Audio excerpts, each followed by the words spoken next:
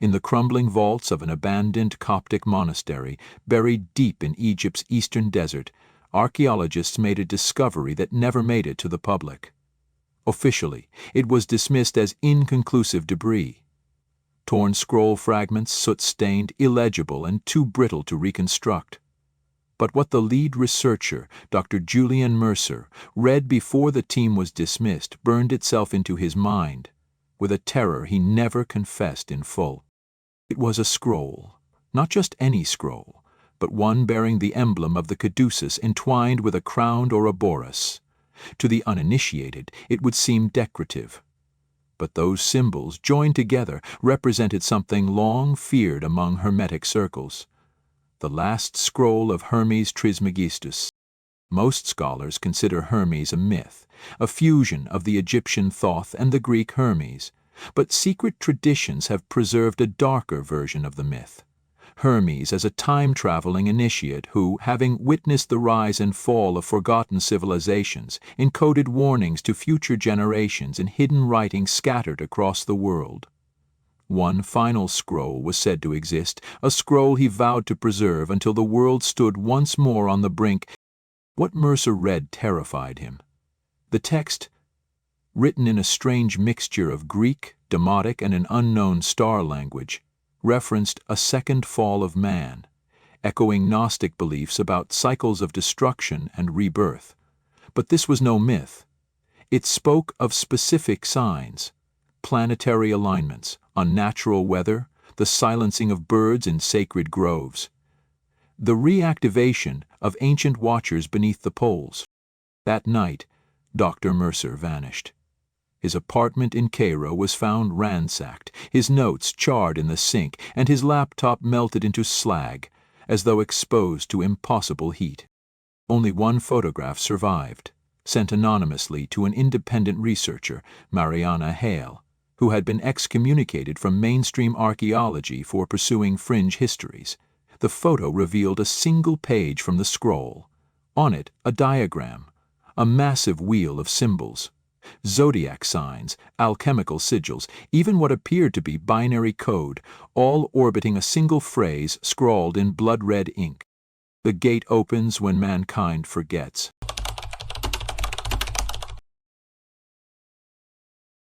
Mariana knew what she held was not merely history, but a piece of an ancient countdown. She contacted a clandestine circle of scholars known as Custodes Lucis, Guardians of the Light. They were an obscure order, supposedly founded by Renaissance alchemists who believed the Hermetic texts were part of a larger meta-architecture, a design interlinking human consciousness, planetary energy grids, and interdimensional memory. The Custodes confirmed the scroll's authenticity. They had sought it for over 300 years, believing it contained encoded instructions for surviving a coming catastrophe. But to decipher it fully, Mariana would need the 3 keys. Artifacts said to resonate with Hermes' voice and awaken the scroll's hidden meanings. 1. The selenite disk of Babylon. 2. The mirror of Phanes, hidden beneath Mount Athos. 3. The Vril Codex, buried with a false pharaoh, in a tomb never marked on any map. Time was short. Mariana's discovery triggered seismic events, literally. Within days, ancient fault lines in Anatolia began to tremble, strange electromagnetic pulses disrupted satellites, and a forgotten temple in the Amazon, one eerily matching symbols on the scroll, emerged after a sudden landslide. Then came the voices. Several independent radio stations and HAM operators reported hearing bursts of strange transmissions, not in any known language, but pulsating in rhythmic patterns that matched the alchemical spiral seen on the scroll. Mariana cross-referenced them with geomagnetic anomalies. They matched. Someone, or something, was awakening.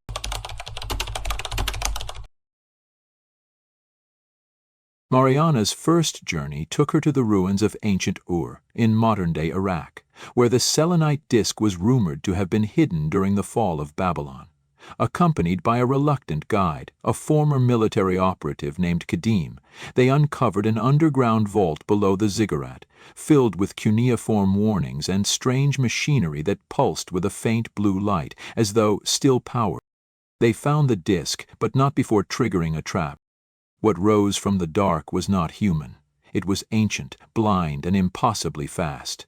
Kadim called it a guardian, but Mariana knew better. It was a construct, a biomechanical sentinel, built long before our known history, coded to protect secrets humanity was never meant to uncover. They escaped, barely, but Kadim was marked, a burn on his arm in the shape of the same sigil that haunted the scroll. His dreams began to twist, visions of cataclysms, inverted pyramids floating in voids, and a throne of light whispering in languages without words. Meanwhile, governments began quietly locking down sites of ancient importance. The Great Pyramid, Tiwanaku, Angkor Wat, all cited vague threats of terrorism. Mariana suspected otherwise. Somewhere within these structures lay resonant nodes, the Earth's neural points, and those in power were either trying to access them or bury them once more. A rogue scientist from CERN contacted her with alarming data, a series of unexplained particle anomalies that corresponded perfectly with the timing of Mariana's artifact retrievals. Something, or someone, was watching the energy shifts and responding. The Mirror of Phanes. The next key was said to lie behind a false wall inside a hermitage built by Hesychast monks who practiced silence, to hear the true voice of the Logos. These monks believed that visions from the mirror could drive men insane, or awaken them to an unbearable truth. What truth? Mariana had a theory, but it was too dangerous to speak aloud. In a secret journal entry never published, Mariana wrote, "The scroll is not a warning.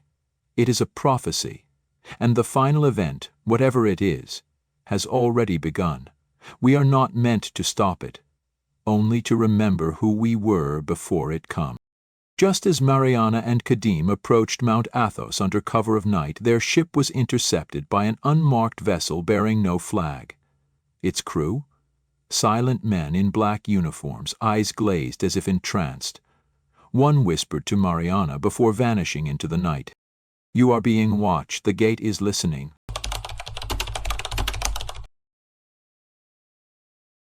They never made it ashore. The vessel carrying Mariana and Kadim toward Mount Athos was struck with a sudden power outage. The sky above them pulsed, not with lightning, but with a rhythmic flickering of stars. The stars rearranged themselves. Briefly, one constellation disappeared entirely.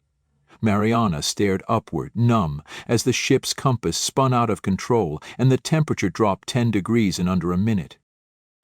Kadim, shivering and pale, muttered, "We've entered it. The zone Hermes warned about. The eye of the gate." Hours later, they were rescued by an anonymous Greek fisherman who claimed to have received a dream instruction to find them. Mariana, disoriented but unharmed, realized she had clutched the selenite disk the entire time, but it was no longer inert. It vibrated gently, as though something had activated it. Whatever was happening was escalating. Safe in an isolated monastery near Thessaloniki, Mariana finally held the Mirror of Phanes in her hands. It was not a traditional mirror. It was a polished obsidian slab engraved with recursive spirals that seemed to move when unobserved.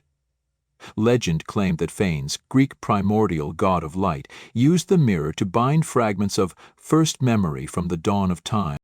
What she saw when she looked into it defied logic. Not visions, but overlays of reality. The walls of the monastery became transparent. She saw ruins beneath ruins, temples beneath cities, even people moving through the same space on different layers of time. Kadim pulled her back before she passed out. Her nose bled for an hour, and she could no longer remember her own father's face. But she now knew two things. 1. The scroll was a map of converging timelines. 2. One of those timelines led to mankind's obliteration.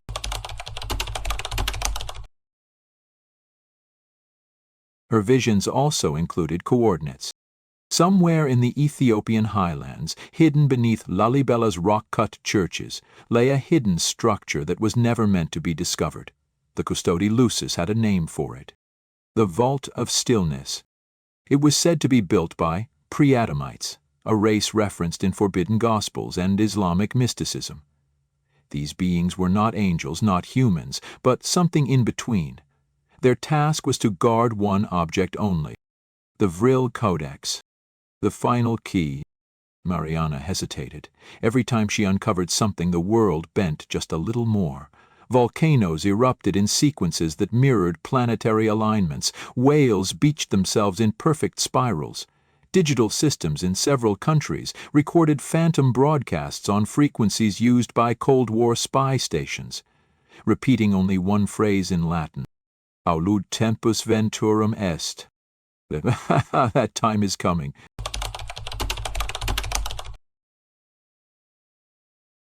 She was not the only one searching for the Codex. A secret faction, known only as the Hollow Crown, had been tracking her movements. Descended from Templar remnants and Nazi occultists, they believed mankind was meant to ascend through the knowledge in the scroll, but only a chosen few. To them, the scroll was not a warning, but a manual for selection. They didn't want to stop the end. They wanted to control who survived it. At Lalibela, Mariana descended through tunnels older than the churches themselves. Passageways carved not with primitive tools but with smooth precision, as if melted by unknown energy. Along the walls were hybrid symbols, blending Egyptian, Sumerian, and something non-terrestrial. She and Kadim reached the vault. It wasn't a vault, it was a machine. A chamber lined with orichalcum panels, reflecting no light, no sound. At its center, suspended in magnetic stasis, the Vril Codex, a crystalline object shaped like a cube and a sphere simultaneously. It pulsed with an internal light that responded to Mariana's breath. When she reached out, it disassembled into a swarm of golden filaments and reassembled itself around the selenite disk and mirror. The Codex was a decoder. Suddenly the scroll began to change. New writing emerged, layered like DNA spirals across its surface, and within those spirals a sequence began to appear. One Mariana suspected was a date. A countdown?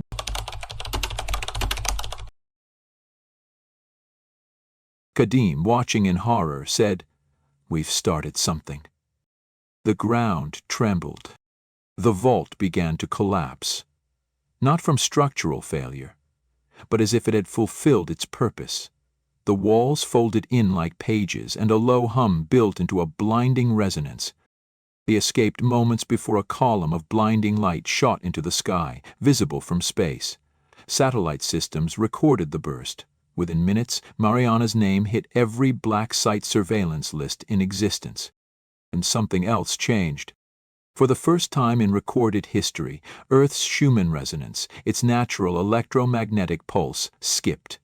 Just for a moment, but it was enough. Bird migrations reversed. Deep-sea sensors picked up metallic movements beneath the ocean floor, and somewhere in Siberia, an ancient door, sealed for over 12,000 years, cracked open on its own. Mariana and Kadim went dark. The Custodies Lucis scattered them into ghost cells, safe houses untraceable even by the NSA. But Mariana had no intention of hiding. The scroll, now pulsing with new life, revealed the next step, the coordinates of a lost temple in Antarctica. Not recently discovered, recently uncovered. Beneath the ice, a structure matching no known civilization was now exposed. The architecture was cyclopean, massive stone blocks fused by unknown means.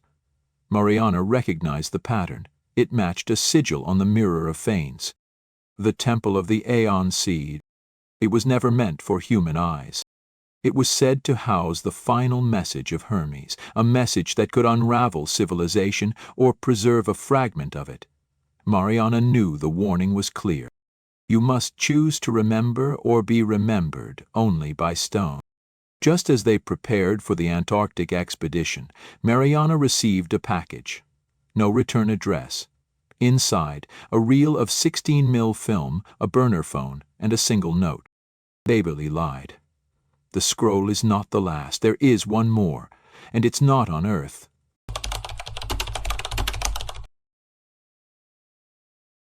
The note haunted Mariana.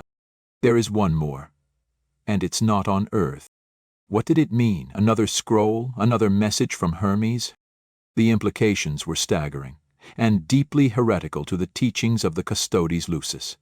According to their oldest oral traditions, Hermes Trismegistus was not merely a sage or demigod, but a messenger from elsewhere, a traveler, a being of knowledge, not of this earth. Kadim decoded the burner phone and discovered a GPS ping deep in the Argentine sector of Antarctica, where satellite imagery was scrambled, and even Google Earth showed only blank whiteness. But there was more. The 16mm reel was a reconnaissance recording. It showed grainy footage from 1958, Operation High Jump's final days, where U.S. military operatives encountered a geometric anomaly embedded in the ice. Not a ship, not a structure. Something alive? They called it the Aeon Seed, and it responded to the Mirror of Fanes. A week later, Mariana stood at the edge of the world. Beneath her feet, frozen rock groaned as climate shifts revealed forgotten corridors and buried cyclopean architecture. Her team, assembled in secret from rogue scholars, dismissed archaeologists, and even one disgraced Vatican cryptologist, set up camp above what the Custodes called the mouth of the star womb, a shaft descending into black ice, lined with symbols that pulsed when touched. As Mariana lowered the Mirror of Fanes into the shaft, the obsidian vibrated. Then whispers, not in her ears but in her bones. Something below recognized her. Evidence, and more importantly, recognized the scroll.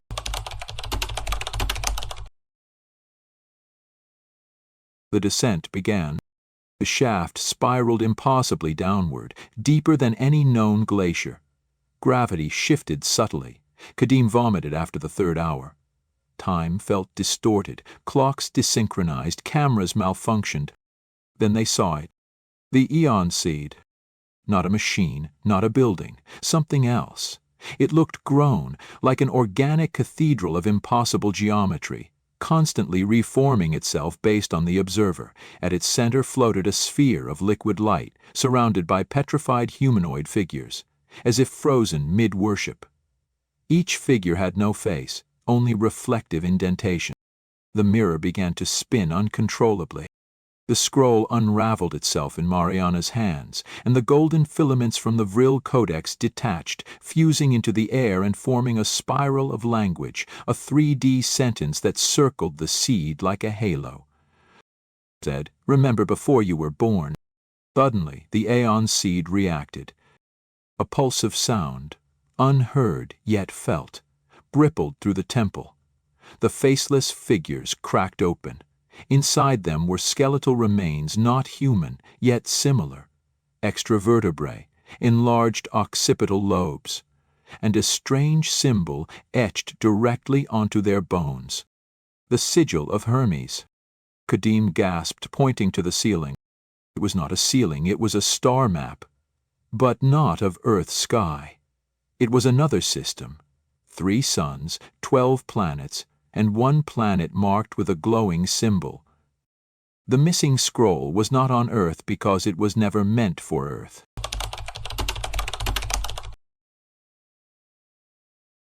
That night, Mariana dreamed. She stood on a red desert under twin moons. Towers of black glass rose into a blood-orange sky.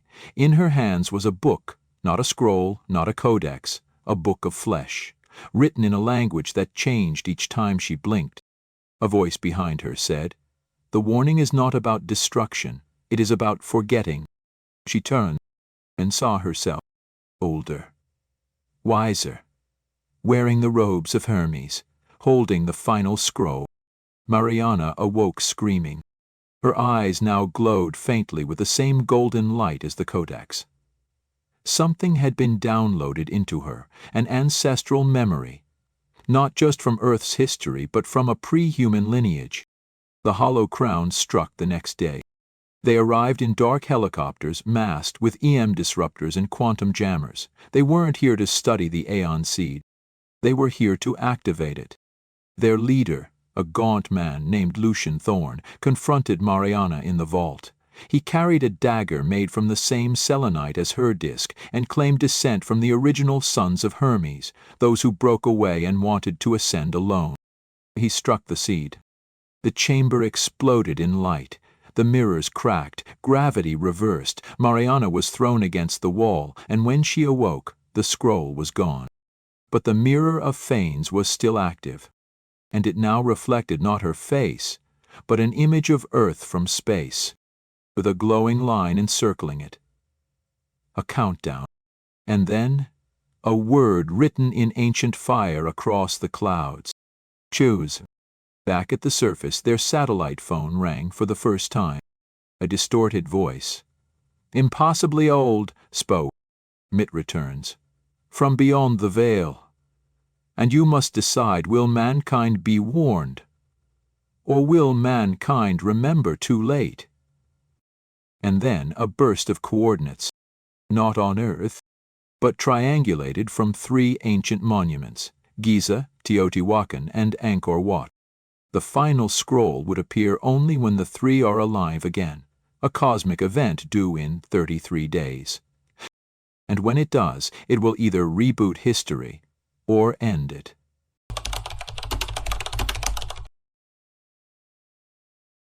The countdown had begun. 33 days, that was all.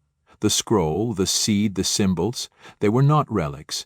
They were locks on something ancient, and those locks were beginning to fail. Mariana and Kadim raced across continents guided by a celestial triangulation, an alignment encoded in the oldest monuments on Earth, not markers but receivers. And when they aligned, Giza, Teotihuacan, and Angkor Wat, they would form a lens, focusing something not of this world. They returned.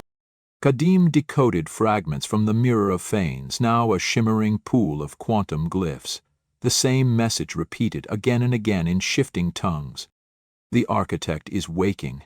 Memory must be chosen, or it will be erased. The architect.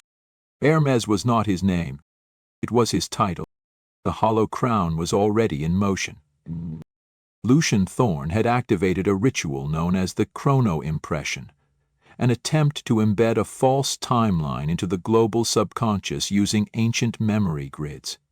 Mariana's nightmares were now shared visions across the planet. Cultures from Papua New Guinea to northern Lapland began dreaming of a red desert, twin moons, and the Book of Flesh. The world's subconscious was bleeding. Meanwhile, Mariana and Kadim arrived at the Hall of Records, a vault beneath the Sphinx, long denied by modern Egyptology but secretly excavated by Nazi mystics and later repurposed by the CIA's Project Prometheus. In the darkness, they found a mirror identical to Phanes, cracked but active. When Mariana touched it, she didn't see herself. She saw Earth from the outside, as it was, as it had been, and as it was about to become. And then, a voice, not auditory, but deeply personal. The scroll you carry is not written, it is remembered. The final text will not be found, it will be chosen.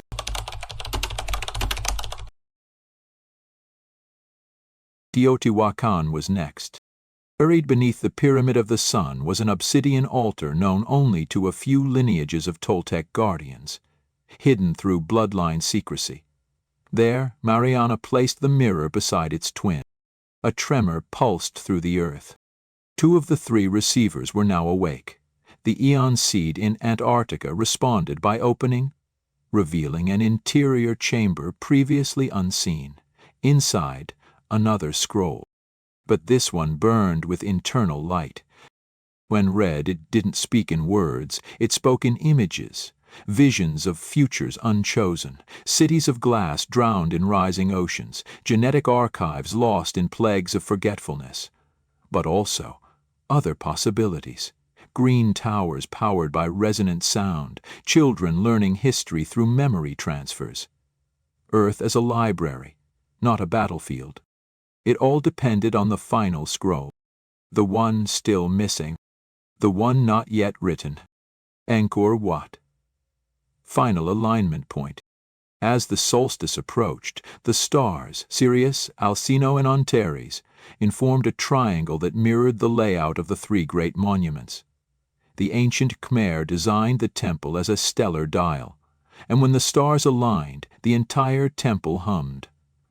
Not metaphorically, literally. A tone vibrated through the stone, a harmonic so pure it caused drones to fall from the sky and human bodies to tremble. The scroll in Mariana's satchel levitated and burned with golden fire.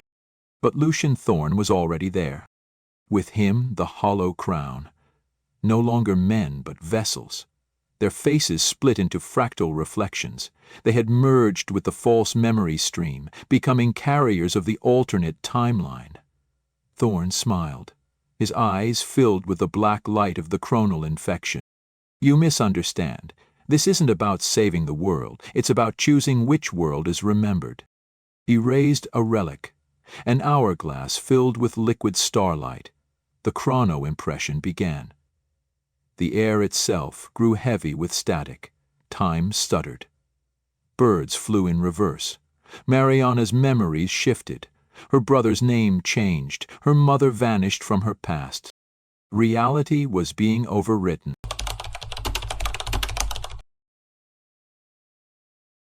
But the final scroll was now awakening within her. The architect had chosen her not to find the scroll, but to become it. The memories of Hermes, of lifetimes stretching across planetary systems and galactic falls, poured into her mind like a burning river. She spoke, not in English, but in the language of causality. Symbols spun from her eyes. Kadim screamed as his body lifted from the earth. The hourglass shattered. The false timeline cracked. And the architect appeared. Not as a figure, not as a god, but as a voice from behind time itself. "Do you remember now?" it asked. And Mariana did. All at once, she saw Earth's true history, not of linear rise and fall, but of cyclical memory. Times when we soared, and times when we were reset. Atlantis, Mu, Hyperborea, not myths, suppressed reboots. Because each time the scroll was lost, we forgot who we were. This time would be different. She reached forward, not to destroy, but to write. The scroll, now light itself, burned a pattern into the temple walls, encoded for future civilizations. It was not a warning this time. It was a choice. Days later, Mariana vanished. Her last message was a transmission intercepted by a deep space monitoring station in Chile. It wasn't a distress call. It was a coordinated to a system not yet known to human astronomy. Along with one phrase, looping in golden script, "M is not gone, he is waiting for us to remember." Somewhere in the frozen silence of Antarctica, the Aeon seed sleeps again. At Giza, seismic activity has begun beneath the Sphinx. In the Vatican's forbidden archives, the page containing Hermes' final prophecy is missing. And across the globe, children are dreaming of twin moons, a desert not on Earth, of a scroll made of light, waiting to be written.